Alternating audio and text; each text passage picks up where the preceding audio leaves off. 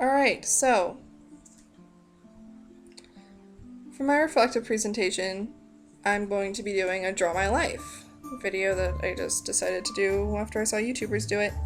My Draw My Life is actually going to be about me getting bullied for most of my life, and hopefully if this is happening to you, you can get some tips on how to ignore it. And so, life can get better for you, and I'm sorry you're getting bullied if that's the case. So I guess let's get started, shall we? Okay, erase. It all started in kindergarten when I became best friends with Becca. She was this weird girl from Texas that had an accent no one could really understand, but she gave me a crayon, so I thought, hey, I like this girl. Then, near the end of second grade, my mom was really sad because she went to the doctor feeling sick and he diagnosed her with something called hepatitis C. My mom was really happy, and then she went to being sad and started losing all of her hair, and she got really weak and couldn't move, and she just slept all day. She tried to get up on Saturdays and Sundays, but it didn't really work. There was me, my brother Dylan, my brother John, and my dad. And my dad had to take care of all three of us. He did all the cleaning and the cooking and taking care of Mom, on top of being an electrician and trying to get his master's degree. Some nights he would come home and he would be extremely happy, and then other nights he would come home and be really tired. So on those nights, we had McDonald's. Ugh.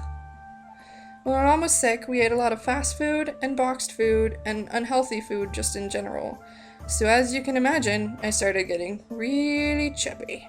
I went from being a happy little second grader to being meh and getting chubby to being chubbier and chubbier until I was really sad and really, fat. School came along and I thought, hey, my friends won't care. Yay, school! But I was mistaken because all the friends that I had just turned their back and told me to go away. I was really sad because I had just lost everyone that I hung out with. Except for one person, and I was so happy because Becca was still my best friend.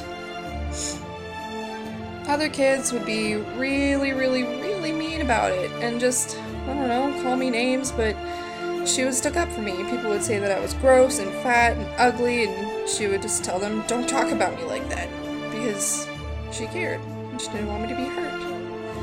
She stayed my friend even when I got chubby and cut off all my hair and got really dorky glasses. She was still there. And then middle school came. Ah yes, 7th and 8th grade. Becca and I were inseparable.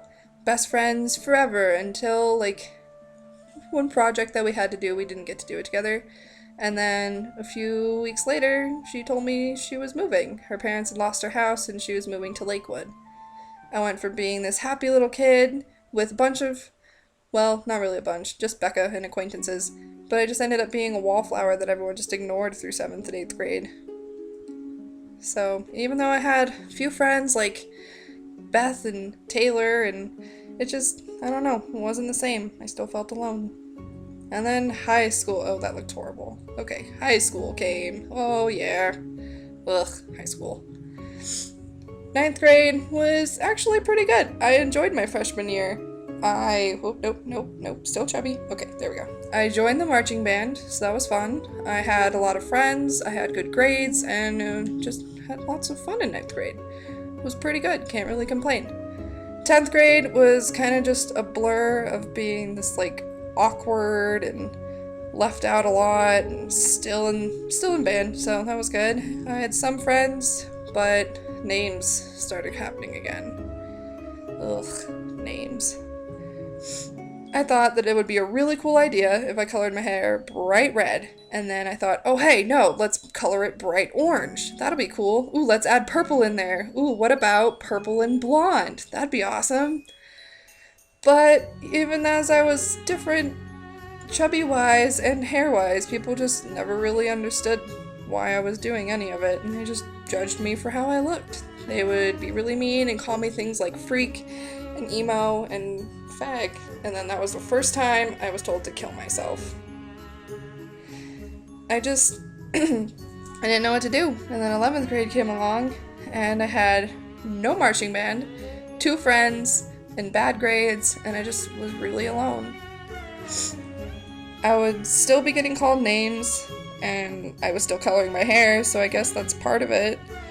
But they would call me fag and beep and tell me what am I supposed to be and call me fat and ugly and just to die, really.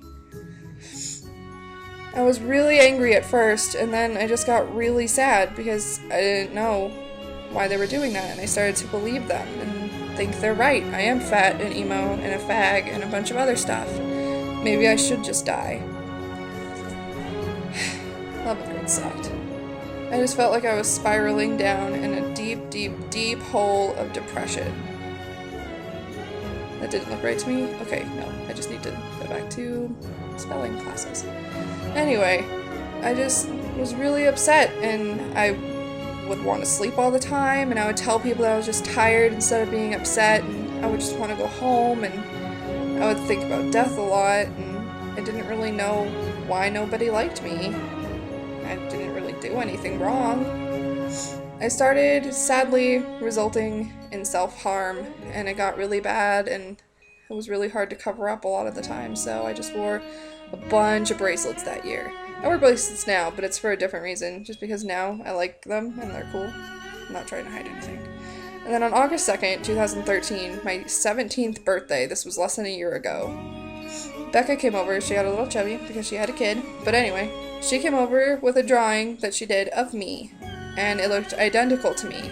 And it made me cry because she wrote a note next to it that was just, it touched my heart. And she wrote things like, I was beautiful and strong and amazing and her superwoman. She said that because I was wearing her Superman sweater, so it was kind of punny, I guess.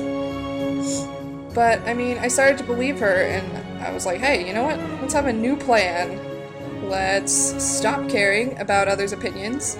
That looks like a G. Anyway. Let's write poems and start talking to people about when I have problems and start drawing more. Just do anything. Just something to get my mind off of being depressed and self-harm. Oh, I dropped the eraser. Whoops. Okay, anyway. Oh, hey, thanks, Mom. I started writing poems like The Mask and Relax and My Time. Those are my 3 favorites. And for drawing-wise, I started drawing like quick sketches, kind of like Tim Burton, because I think they're really cool, and yeah. Oh, what is that? Oh no, whoops, I kind of broke the board. Shh, don't tell my mom. Anyway, I started going from really happy to like really, really, really scary happy. I tell myself now who I am, and no one can define me. I am my own creator, really.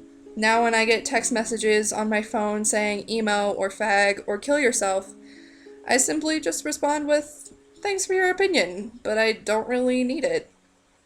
'Cause I'm my own person. Sometimes I like to picture their faces like this because I think it's really funny to picture them really confused of why it didn't hurt me. So, don't let others rule your life and your thoughts. Only you know who you are, and look in a mirror because I tell you, you're beautiful, and I have to say that ahead of time because my freaking camera didn't catch it, and I didn't want to do this for a 4th time. So, you're beautiful. There you go. Oh, stupid purple. Get back over there.